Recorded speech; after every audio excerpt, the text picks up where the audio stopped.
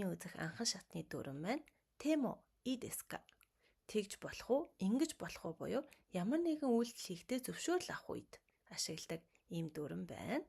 Энэ дүрэн маань болохоор үйл үгийн Т хэлбэр дээр мо идеска гэдгийг нэмснээр ашиглана. За жишээлбэл денкио цукемас гэдэг нь болохоор гэрэл асаана гэсэн энгийн хэлбэр байхад денкио цукетемо идеска гэдэг маань болохоор гэрэл асааж болох уу гэж зөвшөөрөл авах үед ашиглаж байна.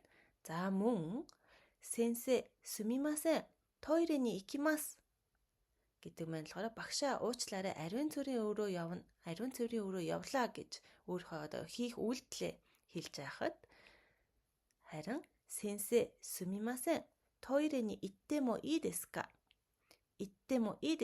гэдэг маань болохоор багшаа уучлаарай ариун цэврийн өрөө явж болох уу гэж зөвшөөрөл авах үед ашиглаж байна. Гэх мэтчлэн та нар маань амьдрал дээр Тэмо Идеска гэсэн энэхүү дүрмийг ямар нэгэн үйлдэл хийхдээ хин нэгнээс зөвшөөрөл авахдаа ашиглаж болох нэ. Өнөөдөр бидэнтэй хамт байсанд маш их баярлалаа.